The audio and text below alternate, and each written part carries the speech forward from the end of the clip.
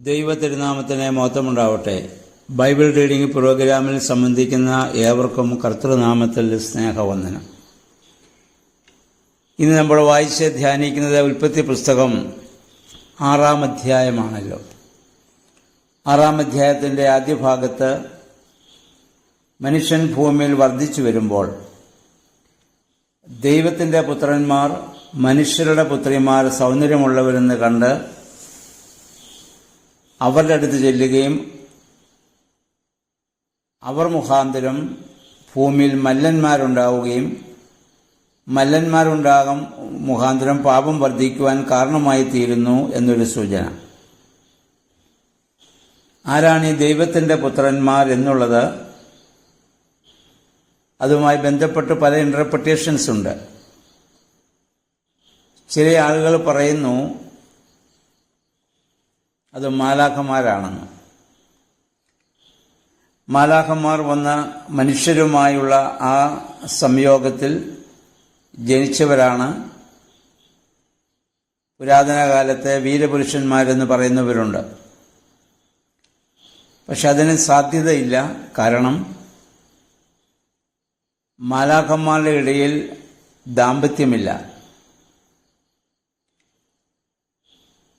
ഒരിക്കൽ യേശുവിൻ്റെ അടുത്തൊരു ന്യായശാസ്ത്രി വന്ന് ചോദിക്കുന്നുണ്ട്, ഗുരു, ഒരു പുരുഷൻ വിവാഹം കഴിച്ച് മക്കളുണ്ടാകുന്നതിന് മുമ്പ് അവൻ മരിച്ചു. അവൻ്റെ സഹോദരൻ അവൻ്റെ ഭാര്യയെ പരിഗ്രഹിച്ച് മരിച്ചുപോയ സഹോദരന് വേണ്ടി മക്കളെ ജനിപ്പിക്കണമെന്ന് യഹൂദ നിയമം, അതിന് ലിബറേറ്റ് മാരേജ് അഥവാ ദേവരധർമ്മം എന്ന് പറഞ്ഞു വന്നു. കാരണം മക്കളില്ലാതെ മരിക്കുന്നത് ശാപമാണെന്നും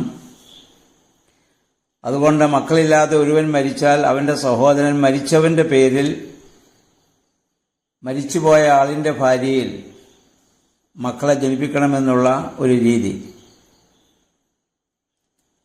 അങ്ങനെ ഒരു പുരുഷൻ ഒരു സ്ത്രീയെ 7 സഹോദരന്മാർ വിവാഹം കഴിച്ചെന്നും 7 പേരും മരിച്ച അവസാനം സ്ത്രീയും മരിച്ചു. സ്വർഗരാജ്യത്തിൽ വെച്ച് അവൾ ആർക്ക് ഭാര്യയാകും? ഭൂമിയിൽ 7 പേർക്കും ഭാര്യയായിരുന്നല്ലോ. ഇതാണ് ചോദ്യം.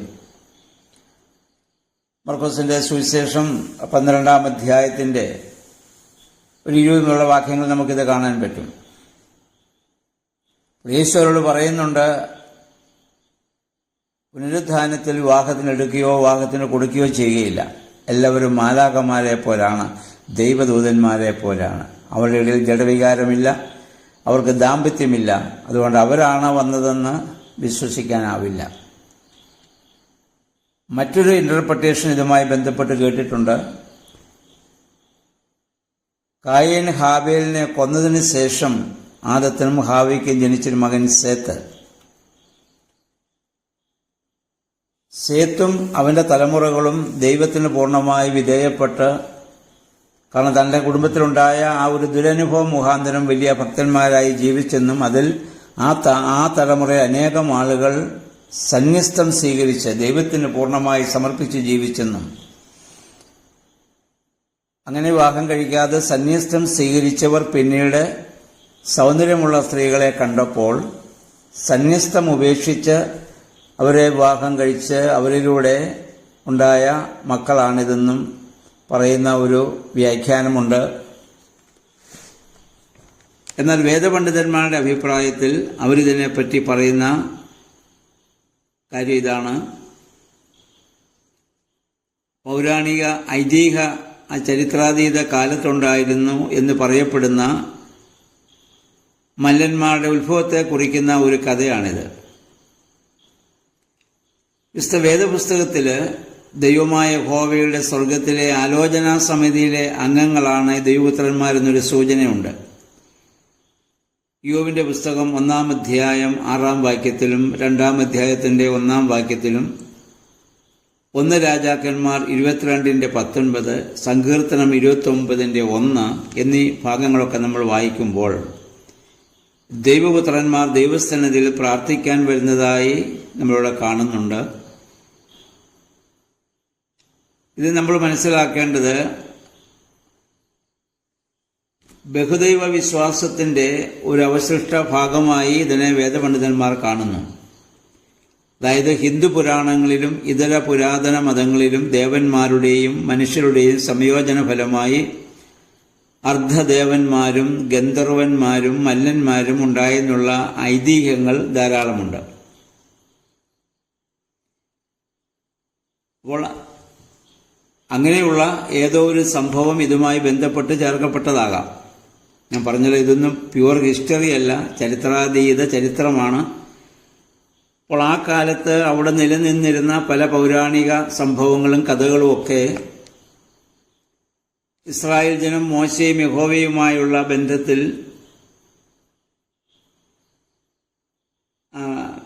അതുമായിട്ടുള്ള ഒരു വിശദീകരണമായിട്ട് നമ്മളിതിനെ കാണുന്നതാണ് ഉത്തമം.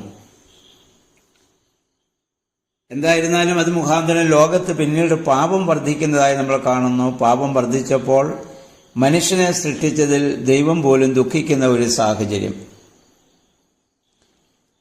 അതുകൊണ്ട് ദൈവം ഒരു തീരുമാനം എടുക്കുന്നു, ഇനി എൻ്റെ ആത്മാവ് സദാകാലം മനുഷ്യനിൽ വസിക്കുകയില്ല. ദൈവം ഭൂതലത്തെ മുഴുവൻ നശിപ്പിക്കുവാനായിട്ട് അവിടെ ഒരു തീരുമാനം എടുക്കുന്നതായി നമ്മൾ കാണുന്നു. അങ്ങനെ തീരുമാനം എടുക്കുമ്പോൾ ഒരു മനുഷ്യനെക്കുറിച്ച് അവിടെ പറയുന്നുണ്ട്, നോഹ എന്നൊരു മനുഷ്യനെക്കുറിച്ച്.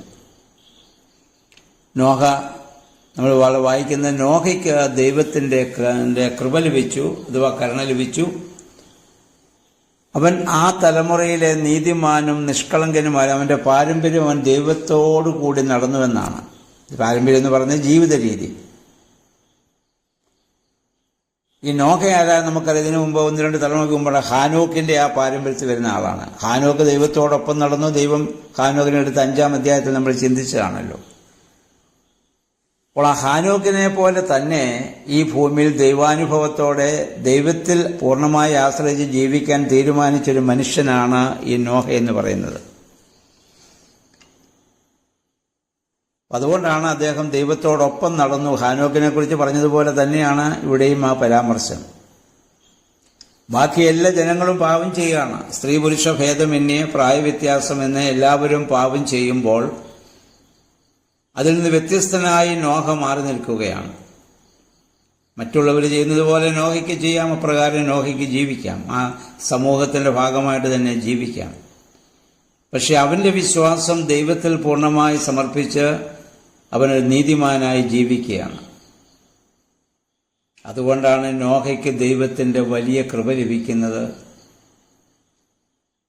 അടുത്ത തലമുറകൾക്ക് ഒരു കാരണക്കാരനായി തീരുവാൻ തക്കവണ്ണം, അവരുടെ ആ ജലപ്രളയകാലത്തൊരു പെട്ടകമുണ്ടാക്കി അവരെ രക്ഷിക്കുവാൻ തക്കവണ്ണം, ഒരു മുഖാന്തരമായി തീരുവാൻ തക്കവണ്ണം നോഹയ്ക്ക് സാധിക്കുന്നത് അതുകൊണ്ടാണ്. ആരാണ് നീതിമാൻ? നമ്മൾ സാധാരണ പറയും നീതി ചെയ്യുന്നവനാണ് നീതിമാൻ.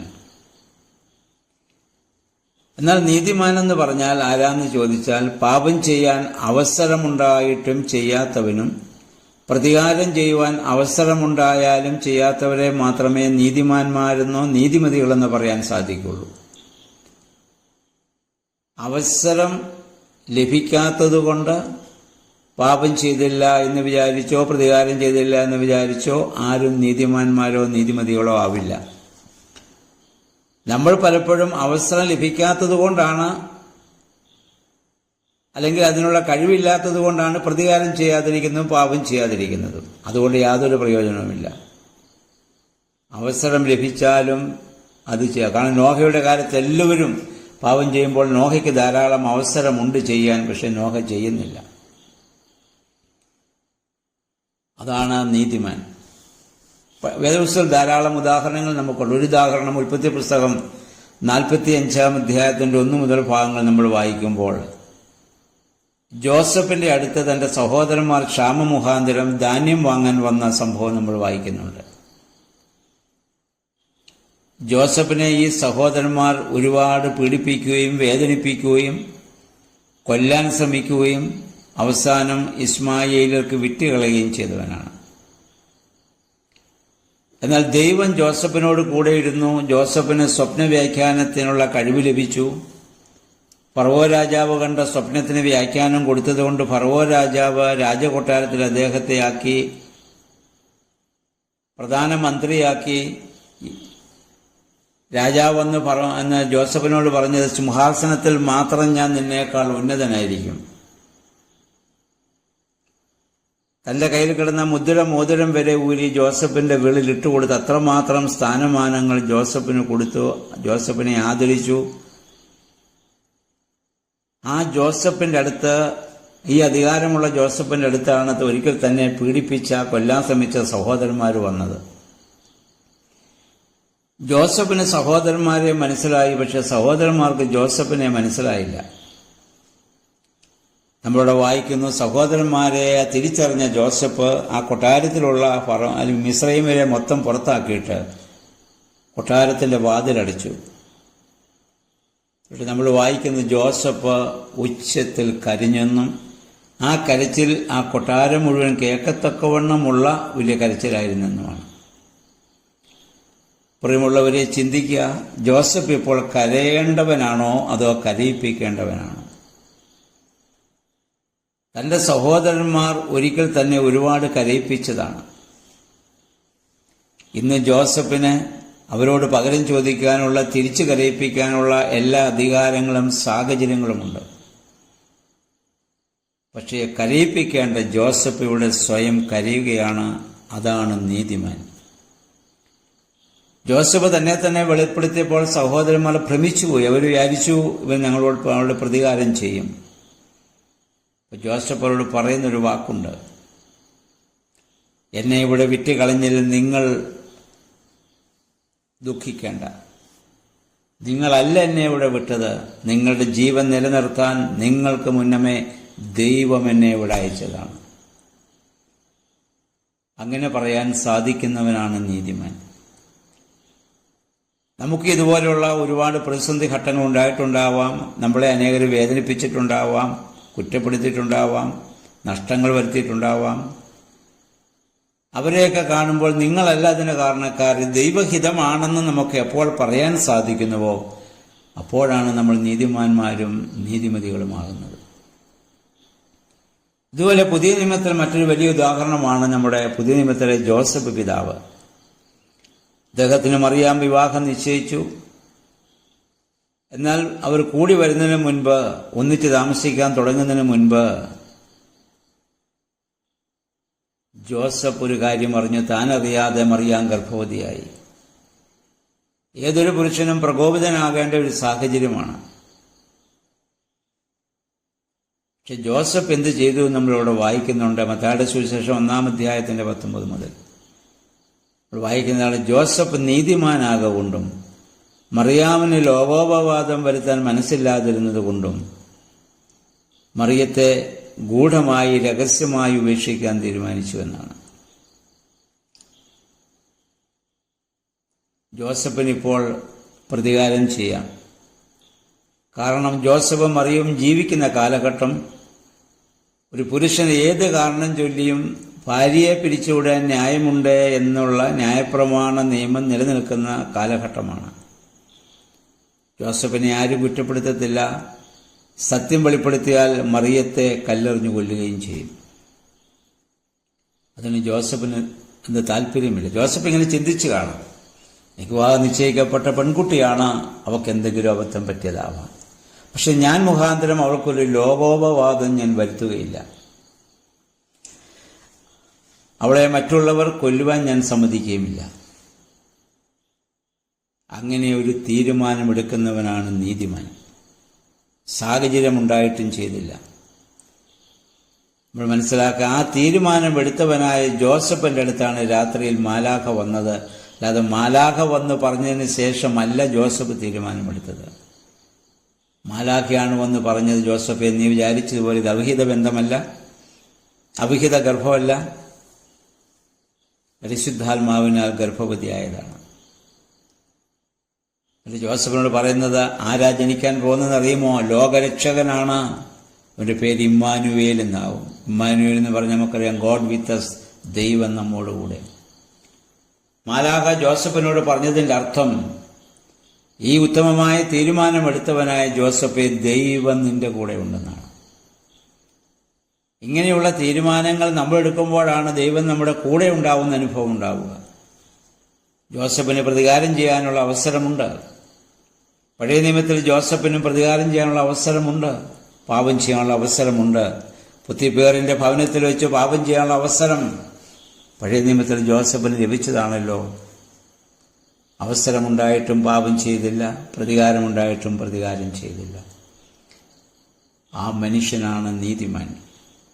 അപ്പം ആ തലമുറയിൽ അങ്ങനെ ജീവിക്കുന്നവനായ ഒരു മനുഷ്യനെ ദൈവം ഇവിടെ കണ്ടെത്തി അവനെയാണ് തൻ്റെ ദൗത്യം അവിടെ ഫലമേൽപ്പിക്കുന്നത്. നോഹയോട് പറഞ്ഞു, നീ ഒരു പെട്ടകമുണ്ടാക്കണം, അതിലൂടെ ഒരു ശേഷിപ്പിനെ ഉണ്ടാക്കണം. പ്രിയമുള്ളവരെ, ദൈവൻ നോഹയോട് പറഞ്ഞത്, രണ്ടാമത് നോഹയെക്കുറിച്ച് നമ്മളിവിടെ വായിക്കുന്ന ഇതാണ്, അവൻ നിഷ്കളങ്കനായിരുന്നു എന്നാണ്. എന്തായിരുന്നു നോഹയുടെ നിഷ്കളങ്കത? മഴ പെയ്യാത്തൊരു കാലത്ത് മഴ പെയ്ത് വെള്ളപ്പൊക്കമുണ്ടാകുമെന്നും ആ വെള്ളപ്പൊക്കത്തിലൂടെ രക്ഷപ്പെടാൻ തക്കവണ്ണം പെട്ടകമുണ്ടാക്കണമെന്നും പറഞ്ഞാൽ അത് വിശ്വസിക്കാൻ സാധിക്കണമെങ്കിൽ ശിശുഹൃദയമായ നിഷ്കളങ്ക ഹൃദയമുള്ളവനെ സാധിക്കുകയുള്ളൂ. ഉൽപ്പത്തി പുസ്തകം 2-ാം അധ്യായം നമ്മൾ വായിച്ചത്, ഭൂമിയിൽ നിന്ന് മഞ്ഞു പൊങ്ങി ഭൂതലത്തെ ഇത് നനച്ചു വന്നുവെന്നാണ്. മഞ്ഞു പൊങ്ങി ഭൂതലത്തെ നനച്ചു വന്ന മഴ പെയ്യാത്ത കാലഘട്ടങ്ങളിൽ മഴയുണ്ടാകുമെന്ന് പറഞ്ഞാൽ അത് വിശ്വസിക്കുക.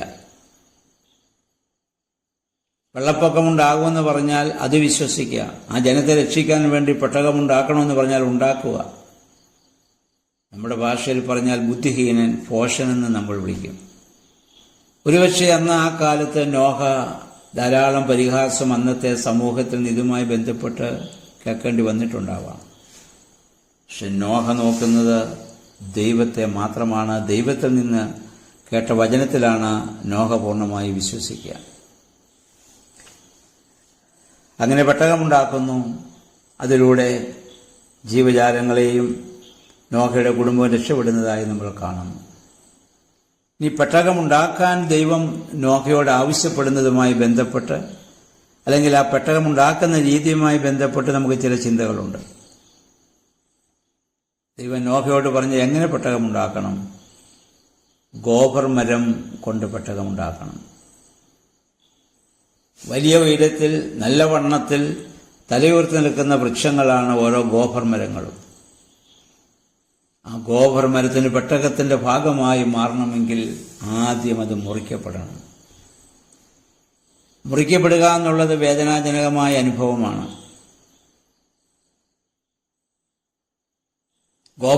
ഗോപർമരമായിട്ട് നിന്നാൽ അതിനൊരിക്കലും പെട്ടകത്തിന്റെ ഭാഗമാകാൻ സാധിക്കുകയില്ല. അത് മുറിക്കപ്പെട്ട് താഴെ വീഴണം. അത് മതിയോ, പല കഷണങ്ങളായി പിന്നെ മുറിക്കപ്പെടണം. വീണ്ടും വേദനയാണ്. അത് മാത്രമല്ല, പിന്നെ പലകകളായി അത് കീറപ്പെടണം. അതുമാത്രമോ, പിന്നെ ചിന്തയിലിടപ്പെടണം. ഇതെല്ലാം അതിശക്തമായ വേദനയുടെ അനുഭവങ്ങളാണ്. അതിനൊക്കെ ഈ മരം വിധേയമായെങ്കിൽ മാത്രമേ പെട്ടകത്തിന്റെ ഭാഗമാകാനും സാധിക്കുകയുള്ളൂ. ഈ പെട്ടകം എന്തിനെയാണ് സൂചിപ്പിക്കുന്നത് ചോദിച്ചാൽ പരിശുദ്ധ സഭയാണ്. 1 പത്രോസ് 3:20-21 വാക്യങ്ങളിൽ നമ്മൾ വായിക്കുന്നു. നമ്മളെന്താ വായിക്കുന്നത്? അല്പജനം പെട്ടകത്തിലൂടെ രക്ഷപ്പെട്ടത് സഭയിലൂടെയുള്ള രക്ഷ, അത് സ്ഥാനത്തിനൊരു മുൻകുറിയാണെന്ന് പത്രോസ്ലീഹ പറയുന്നു. പുതിയ നിയമത്തിലെ സ്ഥാനത്തിന്റെ മുൻകുറിയാണത്രേ പെട്ടകത്തിലൂടെ അല്പജനം രക്ഷപ്പെട്ടത്. പുതിയ നിയമത്തിലെ സ്ഥാനമേറ്റ് നമ്മൾ ക്രിസ്തുവിനോട് ചേർന്ന് സഭയുടെ ഭാഗമായി തീരുമ്പോൾ സഭയാകുന്ന പെട്ടകത്തിന്റെ ഭാഗമായി ഞാനും നിങ്ങൾ മാറ്റപ്പെടുകയാണ്.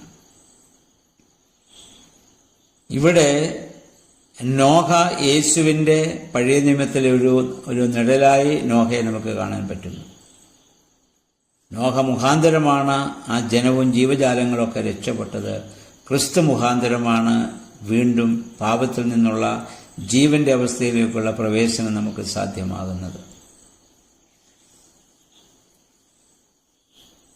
എന്നിട്ട് പറഞ്ഞു, ആ പലകകൾ ചേർത്ത് വെച്ചിട്ടൊരു കാര്യം ചെയ്യണം, അതിനിടയിൽ നീ കീല് തേക്കണം. കീലെന്ന് പറയുന്ന പശയാണ്. ഒരു പലകയെ മറ്റൊരു പലകയോട് ചേർത്ത് വെക്കുന്നത് ഇടയ്ക്കുള്ള പശയാണ്. പശ അതിനകത്ത് വന്നില്ല എങ്കിൽ ഇടയ്ക്കൂടെ വെള്ളം കയറി പെട്ടകം മുങ്ങിപ്പോകും. പ്രിയമുള്ളവരെ, ഞാനും നിങ്ങളുമാവുന്ന ഗോഫർ മരം മുറിക്കപ്പെടണം, പല കഷണങ്ങളായി മാറ്റപ്പെടണം. ഞാനും നിങ്ങളും തമ്മിൽ സംയോജിപ്പിക്കുന്ന, ചേർത്ത് നിർത്തുന്ന ആ പരിശുദ്ധാത്മാവെന്ന കീൽ നമ്മുടെ ഇടയിലുണ്ടാവണം. ഇന്ന് ക്രൈസ്തവ സഭകൾക്കൊക്കെ സംഭവിച്ചത്, പലകകളുണ്ട്, പക്ഷെ കീൽ നഷ്ടപ്പെട്ടു പോയി. ആ പരിശുദ്ധാത്മാവിൻ്റെ അനുഭവം നഷ്ടപ്പെട്ടു പോയി. അപ്പോൾ ഇടയ്ക്കൂടെ വെള്ളം കയറുകയാണ്, പാപം അവിടെ കയറും. വെള്ളം കയറിയാൽ പെട്ടകം മുങ്ങും. പെട്ടകം കൊണ്ടുള്ള ഒരു ഉദ്ദേശവും പിന്നെ അവിടെ നടക്കുകയില്ല. ഇത് നമ്മൾ പ്രത്യേകം ശ്രദ്ധിക്കേണ്ടതാണ്. ഇന്ന് സഭാ നേതൃത്വം കൊടുക്കുന്നവരിലും സഭാംഗങ്ങളിലും ഒക്കെ സംഭവിക്കുന്നത് ഇടയ്ക്കുള്ള കീല് നഷ്ടപ്പെട്ട അവസ്ഥയിലാണ്. മാത്രമല്ല, മുറിക്കപ്പെടാൻ നമ്മളാരും തയ്യാറാവുന്നില്ല. ഞാനെന്ന ഭാവത്തോടെ, അഹന്തയോടെ ഓരോരുത്തരും ഇവിടെ നിലനിൽക്കുമ്പോൾ ഇവിടെ എങ്ങനെയാണ് പെട്ടകമാകാൻ സാധിക്കുക? ഗോഫർ മരമാണെങ്കിൽ മുറിക്കപ്പെട്ടേ പറ്റൂ, പലകകളാക്കപ്പെടണം, ചിന്തയിലിടപ്പെടണം, ഇടയ്ക്ക് കീല് വെക്കണം. അതുകൊണ്ട് നഷ്ടപ്പെട്ടു പോയ കീൽ നമുക്ക് തിരിച്ചു ലഭിക്കാൻ കാരണമായി തീരും. അപ്പോൾ മാത്രമേ പെട്ടകമാകുകയുള്ളൂ, സഭയാവുകയുള്ളൂ. അതിലൂടെ മാത്രമേ മറ്റ് ജീവനെ നമുക്ക് രക്ഷിക്കാൻ സാധിക്കുകയുള്ളൂ. അങ്ങനെയാണ് ജീവജാലങ്ങളെയൊക്കെ രക്ഷിക്കുവാൻ ദൈവം ഇവിടെ നോഹയെ ഉപയോഗിക്കുന്നത്. ശേഷം പറയുന്നു, എല്ലാ ജീവജാലങ്ങളിലും ആണും പെണ്ണുമായി 2 വീതം കയറ്റണം. വംശം ജലപ്രളയത്തിന് ശേഷം നിലനിർത്തുവാൻ ആണും പെണ്ണുമായി 2 വീതം കയറ്റുക. 7-ാം അധ്യായത്തിൽ വരുമ്പോൾ 7 വീതം കയറ്റാൻ പറയുന്നുണ്ട്. അതെന്തിനു ചോദിച്ചാൽ, പിന്നീട് നമ്മൾ കാണും, പട്ടകത്തിൽ നിന്ന് ഇറങ്ങിയിട്ട് യാഗം നടത്താൻ വേണ്ടിയാണ്. അത് നമുക്ക് 7-ാം അധ്യായത്തിലേക്ക് വരുമ്പോൾ നമുക്ക് ചിന്തിക്കാം. അപ്പോൾ നോഹയുടെ കാലത്തുണ്ടായ ഒരു ജലപ്രളയം, ഈ ജലപ്രളയവുമായി ബന്ധപ്പെട്ട് ചില വേദപണ്ഡിതന്മാർ പറയുന്നുണ്ട്, ഇത് ലോകം മുഴുവൻ വന്നൊരു ജലപ്രളയമല്ല, യൂഫ്രട്ടീസ് ടൈഗ്രീസ് നദീതീരത്ത് മാത്രം ഉണ്ടായ ഒരു ജലപ്രളയം ആണെന്ന് പറയുന്നവരുണ്ട്. പക്ഷേ നമ്മുടെ പിതാക്കന്മാരും പ്രത്യേകിച്ച് കർത്താവിൻ്റെ ശിഷ്യന്മാരും ഒക്കെ, കർത്താവും ഒക്കെ ഇത് ലോകം മുഴുവൻ വ്യാപിച്ച ജലപ്രളയമായിട്ട് തന്നെയാണ് കണ്ടത്. അത് നമ്മൾ 2 പത്രോസ് 3 ഒരു 8-9 വാക്യങ്ങളൊക്കെ വായിക്കാൻ നമ്മൾ കാണുന്നതോടെ പത്രോസ്ലീഹ പറയുന്നുണ്ട്, പണ്ട് ഉണ്ടായിരുന്ന ആകാശവും ഭൂമിയും ജലപ്രളയത്താൽ നശിച്ചുവെന്നും ഇപ്പോഴത്തെ ആകാശവും ഭൂമിയും തീക്കായി സൂക്ഷിച്ചു വച്ചിരിക്കുന്നുവെന്നും പറഞ്ഞു. അപ്പോൾ പഴയത് കഴിഞ്ഞുപോയി, ഇപ്പോൾ പുതിയ ആകാശം, പുതിയ സൃഷ്ടി അല്ലെങ്കിൽ പുതിയ ഒരു ലോകമാണെന്നുള്ളത് ഒരു സൂചന നമുക്ക് അവിടെ നിന്ന് നമുക്ക് ലഭിക്കുന്നു. പറഞ്ഞാൽ ആദ്യത്തെ ആകാശം ജലപ്രളയത്താൽ അന്നുണ്ടായിരുന്ന എല്ലാം നശിച്ചു എന്ന് പറഞ്ഞാൽ ഭൂലോകം മുഴുവൻ വ്യാപിച്ച ജലപ്രളയമായിട്ട് തന്നെ അതിനെ കാണാൻ നമുക്ക് സാധിക്കണം. അപ്പോൾ ഇതുപോലെ തന്നെ ഈ പെട്ടകത്തിനകത്ത് നമ്മൾ ചിന്തിക്കുക, ഏതെല്ലാം രീതിയിലുള്ള പക്ഷിമൃഗാദികളുണ്ട്, അവയൊന്നും തമ്മിൽ കലഹിച്ചതായോ പ്രശ്നമുണ്ടാക്കിയതായോ നമ്മൾ കാണുന്നില്ല. അതെല്ലാം അതിനകത്തെ പരിമിതിയിൽ പൂർണ്ണമായി സഹകരിച്ച് നോഹയോട് ചേർന്ന് അവിടെ നിൽക്കുകയാണ്. വ്യത്യസ്ത സ്വഭാവങ്ങളുള്ള, രീതികളുള്ള പക്ഷിമൃഗാദികളൊക്കെ ഉണ്ട്. അവയെല്ലാം മൗനതയോടെ സ്വസ്ഥമായിട്ട് ആ പെട്ടകത്തിൽ മാസങ്ങളോളം അവിടെ വസിക്കുകയാണ്. ഞാനും നിങ്ങളും അംഗങ്ങളായിരിക്കുന്ന സഭയിലും വ്യത്യസ്ത സ്വഭാവങ്ങളും ജീവിത രീതിയിലുള്ള മനുഷ്യരുണ്ടാവാം. പക്ഷെ അവരെയൊക്കെ ഉൾക്കൊണ്ടുകൊണ്ട് സഹന മനോഭാവത്തോടുകൂടി ജീവിക്കാൻ നമുക്ക് സാധിക്കുമ്പോഴാണ് സഭയാകുന്നത്, പെട്ടകമാകുന്നത്. ഈ ചിന്തകൾ നമ്മളെ ഭരിക്കട്ടെ. നാളെ നമുക്ക് 7-ാം അധ്യായത്തിലേക്ക് പ്രവേശിച്ച് ബാക്കി കാര്യങ്ങൾ ചിന്തിക്കാം. ദൈവമേ, പരിശുദ്ധാത്മാവേ, ആ നോഹയെപ്പോലെ പാപം ചെയ്യാൻ അവസരമുള്ള ഭൂമിയിൽ പൈശാചിക പ്രലോഭനങ്ങൾ ശക്തമാകുമ്പോഴും ദൈവാനുഭവത്തോടെ ജീവിക്കാൻ, നീതിമാന്മാരായി ജീവിക്കാൻ, നീതിമതികളായി ജീവിപ്പാൻ ഞങ്ങളെ ശക്തീകരിക്കണമേ എന്ന് നമുക്ക് പ്രാർത്ഥിക്കാം. അപ്പോഴാണ് ദൈവം നമ്മെ എടുത്തുപയോഗിക്കുക. ദൈവത്തിൻ്റെ പരിശുദ്ധാത്മാവ് അതിന് നമ്മെ ശക്തീകരിക്കട്ടെ. എല്ലാവർക്കും നല്ലൊരു ശുഭദിനം ആശംസിക്കുന്നു. ദൈവനാമം മാത്രം മഹത്വപ്പെടുവാൻ ഇടയാവട്ടെ.